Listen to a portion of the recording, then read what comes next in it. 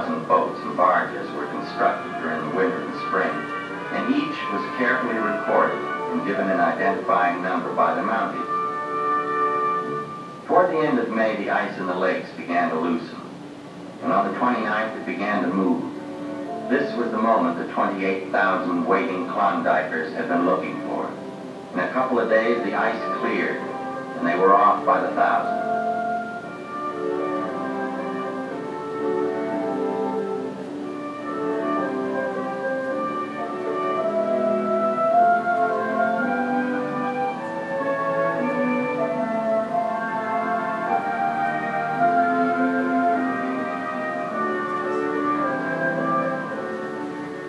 The short rapids between Lake Lindeman and Lake Bennett merely hinted at the treacherous obstacles that lay ahead.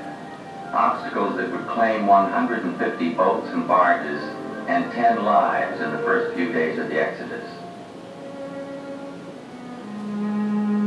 It was an easy 70-mile run from the foot of Lake Bennett to the head of Miles Canyon, first of a pair of whitewater chutes that would test every man who entered. Once through the canyon, the boatmen worked their way down a relatively tame 2-mile stretch before plunging into the wildest water along the entire river system, the raging White Horse Rapids.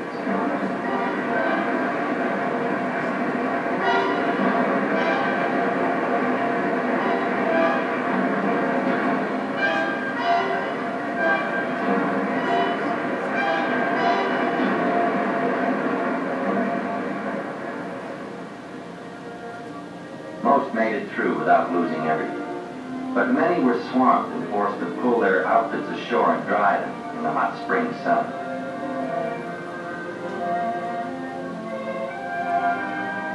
From there, the 475-mile trip downstream from the rapids to Dawson was fairly simple, but all had to stop periodically for the sleep and hot food they needed to carry on.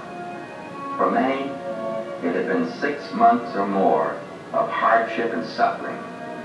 But by the time they reached the mouth of the Stewart River, just one more long day's run to Dawson and the rich Klondike diggings, the past was put aside, and the dream of gold burned as brightly as ever.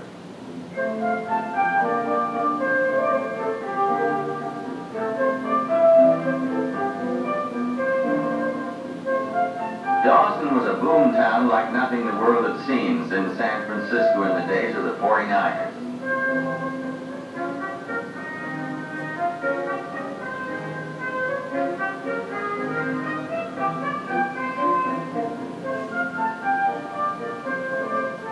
The city had been laid out by Joe Ledoux and his partner Arthur Harper, following the original Klondike discovery. These old-time sourdoughs made a fortune, but the rigors of their many winters on the Yukon took a bitter toll. They were both to die of tuberculosis before the year was out. As the newcomers poured in, the population jumped to 30, some said 40,000. Whatever the exact number, Dawson, almost overnight, became the largest North American city west of Winnipeg and north of Seattle. Many stampeders lived on their boats after they arrived, before deciding what they were going to do, because if they learned nothing else when they first touched shore, it was that every inch along all the known gold-bearing creeks had long since been claimed. There were no nuggets free for the picking. Klondike fortunes were still to be made, but they would be made by men who were on the ground first, or by others who had the capital to buy them out. Most of those who arrived that year didn't wait long to cross the Klondike and travel up to Bonanza and El Dorado creeks, the fabulous streams that fed into the Klondike.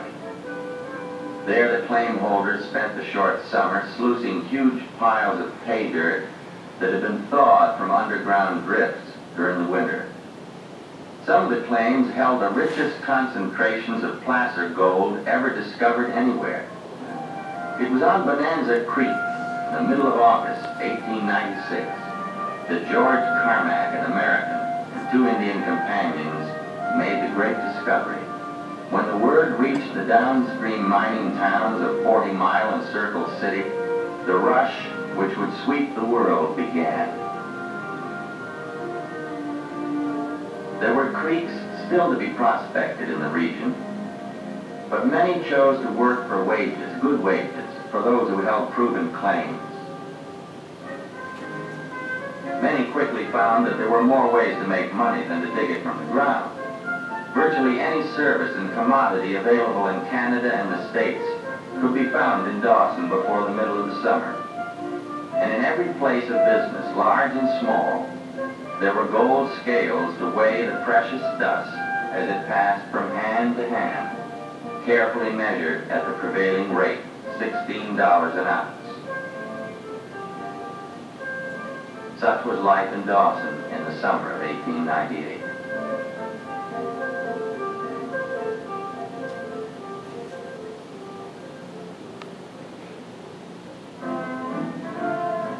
It is to the lasting credit of the Canadian Mounties that no major gold theft was ever recorded in the Yukon.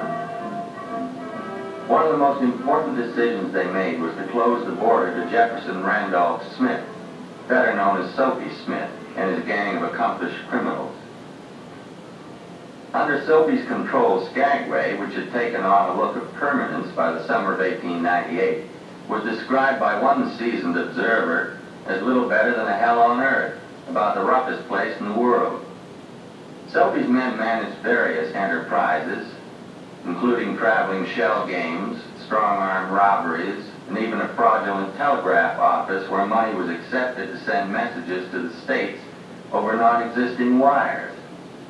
The answer from home was invariably delivered the same day, urgently requesting the gullible stampeder to send money, of course by wire. But despite his murky operations, Soapy enjoyed grudging respect for his patriotic gestures and philanthropies. He was chosen to be Grand Marshal of the 4th of July Parade in 1898, an event which marked the high point of his civic career. 3 days later, a Canadian prospector back from the Klondike was robbed of his gold in Soapy's saloon. The outrage finally gelled public opinion, and a committee of vigilance was formed to rid the town of the damaging presence of Soapy and his crooked minions. The committee met on one of the wharves and left Frank Reed, the city engineer, armed with a six-shooter to guard the entrance. Smith, carrying a rifle and sidearms, walked to the wharf and threatened the vigilante. "Damn you, Reed," he shouted. Soapy leveled his rifle and both men fired. Soapy was hit in the heart and killed instantly. Reed was shot in the groin and died an agonizing death 8 days later. Chiseled on the monument erected over Reed's grave are the words, "He died for the honor of Skagway." Although the legend of Soapy Smith, America's last major frontier badman, thrives to this day, Skagway quickly settled down to an orderly, if not prosaic, life. Work was already underway on the White Pass and Yukon Railroad that within 2 years would link Skagway with the Yukon.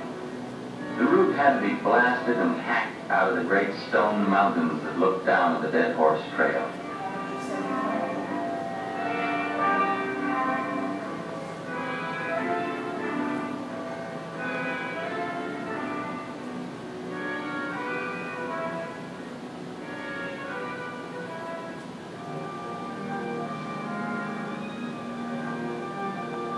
Mining in the winter of 1898-99 was carried on as it had been during the 2 previous winters.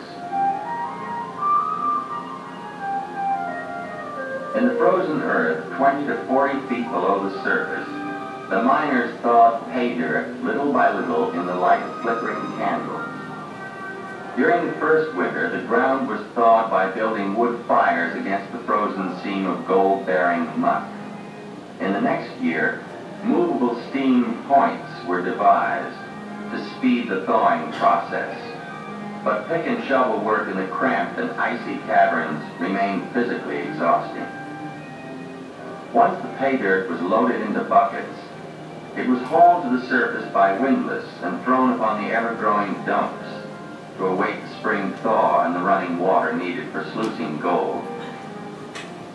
One such dump might hold $200,000 in gold or more before winter came to an end. As the years went on, these operations were to yield tens of millions for the lucky and enterprising few who owned the ground. The effect of the Yukon and known discoveries on Alaska was enormous. It is no exaggeration to say that gold opened Alaska physically, economically, and in the consciousness of the American people. On the heels of the adventurers who banned across the vast territory had come the builders and homemakers, the law, the doctors and engineers, the teachers, the clergy, the farmers, and the merchants who together built a thriving domestic society with all the institutions and accoutrements of North American civilization.